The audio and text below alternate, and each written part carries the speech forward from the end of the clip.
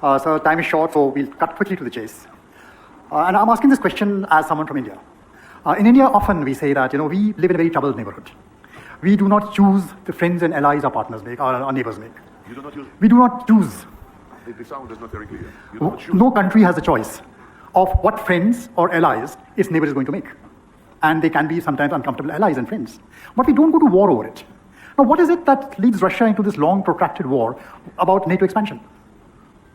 Well, I assume that the people who assembled here, they are political scientists.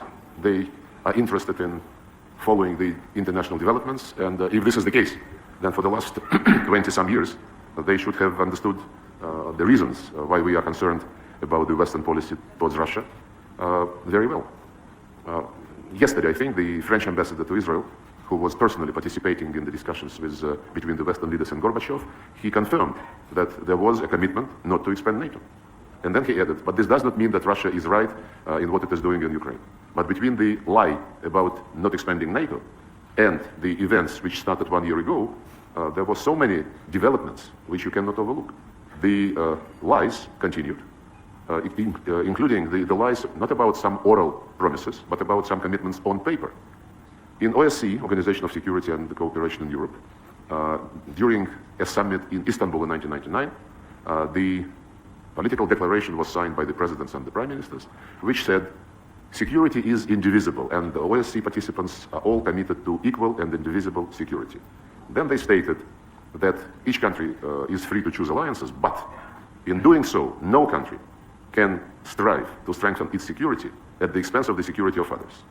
And then another principle was signed by the presidents and the prime ministers, according to which no country and no organization in the OSCE region can pretend to dominate militarily. If you read it again, it's clear that NATO violated all these commitments. By the way, it was 1999, and then it was repeated in 2010 at another OSCE summit in Kazakhstan. And when we started to ask questions, guys, you committed yourself not to increase your security at the expense of our security. Can you stop expanding NATO? They said, well, this is just political commitment. But Minister, wait a second. Look, if you ask the question which I'm trying to answer, that means that you don't know what I'm telling you now. So when we said, okay, you said this is political commitment. Let's make it a legal commitment. Let's put all these principles in a legally binding treaty. Indivisible security. You know what they told us?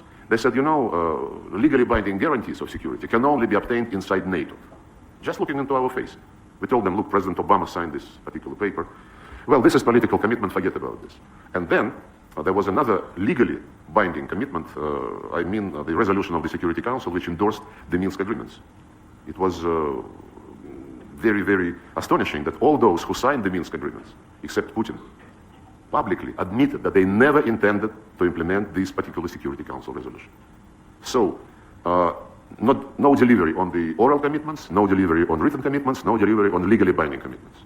And all this was accompanied by NATO instructors beefing up Ukrainian army, Ukraine getting more and more weapons. As Merkel, Hollande, Poroshenko, and Zelensky said, we needed the Minsk agreements to buy some time to get more and more weapons to Ukraine. And if you can check the reports of OSCE Special Monitoring Mission, they registered sharp increase of the shelling of Donbass just in the beginning of February. 20, 30 times more than the routine exchange of fire before that. So we defended our security. We defended the people, the Russian people, who had been denied by Poroshenko and Zelensky, denied the right to use the Russian language in education, in media, in culture, in everything. If you check the Ukrainian legislation passed after the coup brought to power this neo-Nazist regime, they legally canceled everything what has to do with the Russian language. And when the people who did not accept the coup in the east of Ukraine and in Crimea said, guys, leave us alone, we're not going to follow your policies, they were declared terrorists. And it is the regime who started the war against these people. That's why the Minsk agreements were considered, the way to stop this. And it was not very difficult to implement the Minsk agreements. It was about the special status for a small part of the east of Ukraine, much smaller than the territory which is controlled by the Russian army now, much smaller. But they didn't want to do this because the special status to be given to this small territory included the right to use the Russian language. And this in itself was considered a taboo by the Nazists who took the power in Ukraine through a coup. Then there was the right to have some local police, which is nothing unusual, and then the right to be consulted when judges and prosecutors are appointed for this particular region. By the way, this is exactly almost the same status as was promised to Kosovo Serbs in 2013, a year before, 2 years before the Minsk agreements. This community of Serbian municipalities of Kosovo. The same stuff and the same trick. Cheating on Serbia in case of a community of Serbian municipality of Kosovo, cheating on Russia in the case of the Minsk agreements. Special status for the Serbs in Kosovo, special status for Russians in Ukraine. In both cases, it was the European Union in the person of Germany and France, and also the High Representative regarding the Kosovo deal. And I'm convinced that just like they admitted that they did not intend to implement the Minsk agreements, they never intended to implement the thing they promised the Serbs in Kosovo. But the war, I think this military campaign, or whatever you call it, a war, or enduring freedom operation, whatever name you may choose to call it, the bombing campaigns do not alter hearts and minds. They're the worst way to do it. In fact, they freeze people into positions, make further negotiations even more difficult. So where does this take us? Yeah. Tell me, when this conference started? What year? This is the eighth Rational Dialogue we're having. 8 years. Eighth, yeah. You started in 2014 or something? Yeah. Have you been interested during these years what is going on in Iraq, what is going on in Afghanistan? Have you been asking the United States and NATO whether they are certain of what they are doing? When they now Scholz, Baerbock, Macron and others say this is the first time when the OSCE Helsinki Final Act is being violated. They don't remember about 1999 when Serbia was bombed, when Joe Biden, being a senator at that time, he was bragging that 1 year before the bombing of Serbia, I promoted this approach, and I believe that we have to bomb them out into peace. When Iraq was ruined as a state, after Colin Powell showed a vial with some powder, and then a few years later, Tony Blair said, yes, it was a mistake. What to do? No, but that is a lesson which wait needs to be learned. Wait a second. If you believe that the United States has the right to declare a threat to its national interest, any place on earth, like they did in Yugoslavia, in Iraq, in Libya, in Syria, 10,000 miles across the Atlantic Ocean, and they have the right to do so, and you don't ask them any questions. And Russia, not just overnight, like they did in Iraq and elsewhere, but for more than 10 years, warning them, guys, you are doing something which is going to be very bad. But I think the question has been asked. One second. Not across the ocean, but just on our borders, on the territories where the Russians lived for centuries and centuries and centuries. So, if it is not a double standard, then I'm not a minister, no? The question has been asked, and the experience in Iraq, Afghanistan, everywhere has been that it does not make sense to get into these long, protracted wars to defend these kinds of interests. US did not succeed. Why do you think Russia will succeed? Well, you being the head of such distinguished audience, I fail to understand why you don't understand. It is. No, yes, my simple question, Mr. is what is the end game? It is the war against everything Russian in Ukraine. Can you imagine that for example, in Ireland, they cancel the English language, or in Belgium they cancel French, or in Switzerland they cancel German? Can you? Or in Finland they cancel Swedish? Can you even imagine this? Of course not. But nobody lifted a finger, not the small one, not the middle one, when the Russian language was totally cancelled in Ukraine. We have been knocking on all these doors, OSCE, Council of Europe, guys, why don't you say something? Why don't you tell them to behave? And during all these 8 years, I don't recall that your conference was addressing this problem. See, the question everyone asks here, and that's what comes from the other side is, the end to the war is simple. Russia stops fighting, the war ends. And then perhaps there can be negotiations. Is there some end game which you are playing or the other side is playing? Where does this all take us? See, countries in the region are aghast at what is happening. They're affected by what is happening. Food, fertilizer, energy. Countries of the region are affected not by what we are doing in Ukraine. They're affected by the reaction of the West to what we are doing in Ukraine after we had warned them for decades, that they should stop this expansion of NATO and pushing arms into Ukraine to prepare them for the war against us. I just participated yesterday in the G20 ministerial, and our Western friends were shouting in the microphones, Russia must, Russia must, Russia must, and all the developing delegates, they were also saying, we want to stop the war when Russia is ready to negotiate. If you are really interested in politics and in the root causes of this particular situation, then you would know that Biden, Blinken, Stoltenberg, Borrell, repeatedly stated that Russia must be defeated on the battlefield. Russia must suffer strategic defeat. And this, they say, is existential for the West in the context of global domination. It's a very blunt admittance, I would say. So both sides, one second. And the entire G20 was only about what to do with Ukraine and the final declaration, can we have it or not. I asked the Indian friends and the Indonesian friends who were cheering the G20 and those who were cheering G20 before Indonesia for all these long years, whether G20 ever reflected in those declarations situation in Iraq, in Libya, in Afghanistan, or in Yugoslavia, because G20 was formed in 1999 at the level of ministers of finance and central bank directors.